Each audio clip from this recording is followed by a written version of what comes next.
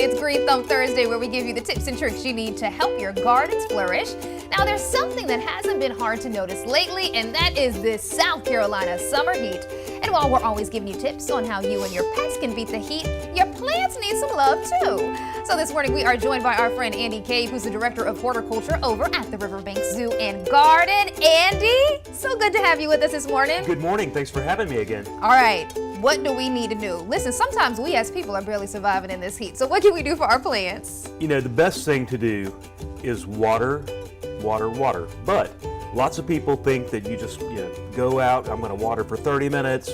I'm going to do that every day in the heat of the summer. That's really not the best thing. What we want to do is water to encourage deep, expansive root systems. And if you're only watering shallow for a short period of time every day, those roots aren't going down deep. And when those roots go down deep, they can get water deeper in the soil, because the soil's drying out on the top more quickly. So what I really encourage people to do is water for longer durations at greater intervals. So don't do it every day. Maybe you do it every, depending on the weather, every maybe 2-3 days.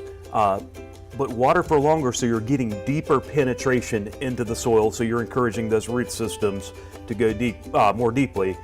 And now you can still plant stuff this time of year. You just have to be extra careful. Yeah. I found a plant on sale the other day for a good deal, planted in my yard, and we had a good rain, and then 2 days later, it's wilting, and everything else in the yard's looking great.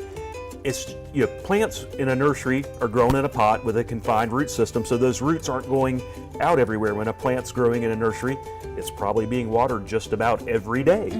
And when it goes into your garden, it's going to take a little while to get those root systems to expand and get that water deep in the soil. Yeah.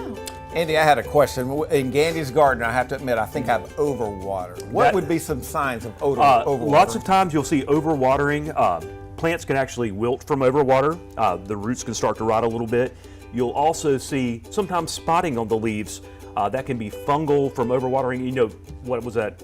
A month ago we had plenty of rain. Oh yeah. But that was all in kind of one period of time. And I was at somebody's house the other day, and they were asking me about their Gerber daisies. There were spots on the leaves. What's that? Probably just a fungal thing from too much water. Not necessarily a big deal.